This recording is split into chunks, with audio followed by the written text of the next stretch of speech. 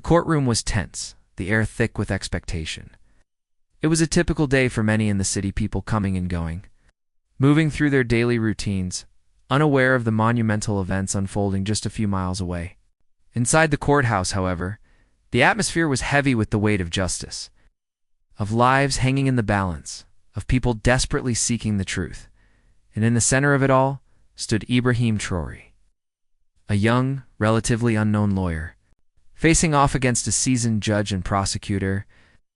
His client, a man wrongfully accused of a crime he didn't commit, had no voice but Ibrahim's. There was no evidence in his favor, only an unwavering belief in the truth.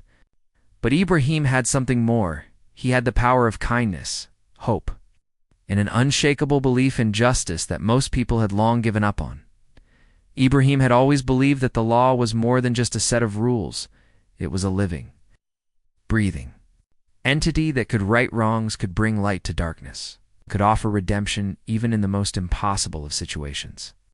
But even Ibrahim wasn't sure whether his client would receive that redemption today. The judge, an older man with decades of experience and a reputation for being tough and unyielding, sat at the front of the room, glanced over his glasses at Ibrahim with a skeptical eye. Ibrahim was young, barely 30, and had made a name for himself in the legal world.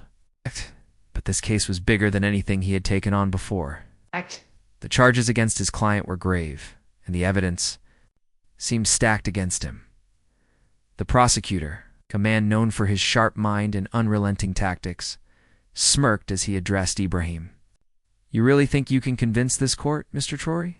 Ain't your client is guilty, and there is no doubt in my mind? Ow.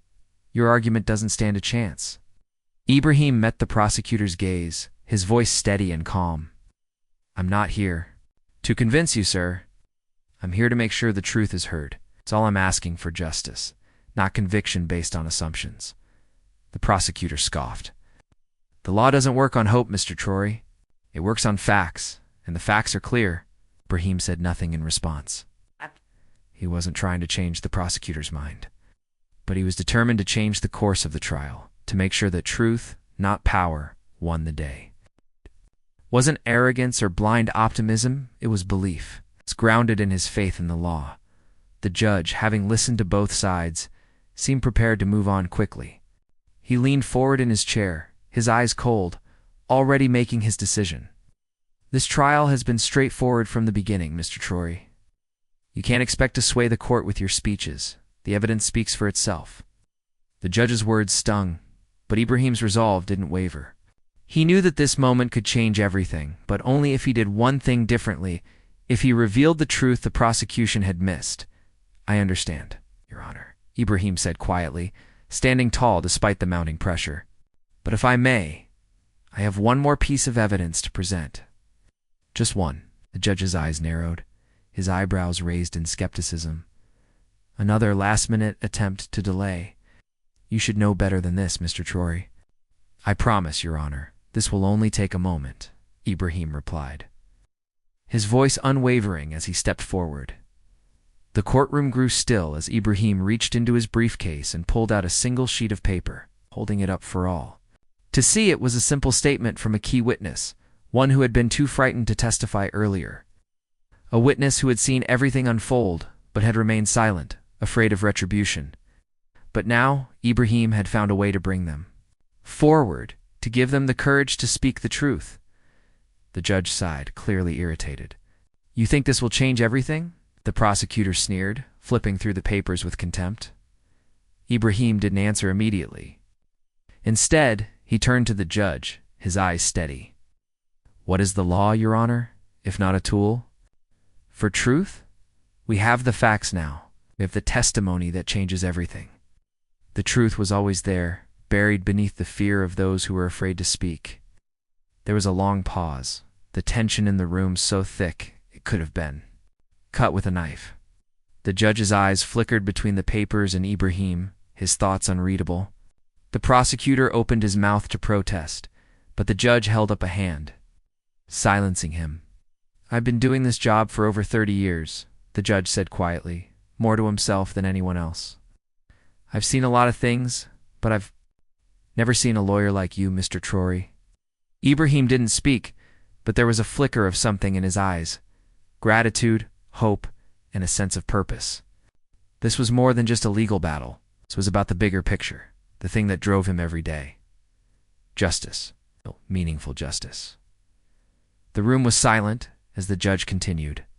I've dismissed many cases in my time, but this one deserves a second look. A murmur ran through the courtroom as the judge leaned back in his chair, staring at the papers.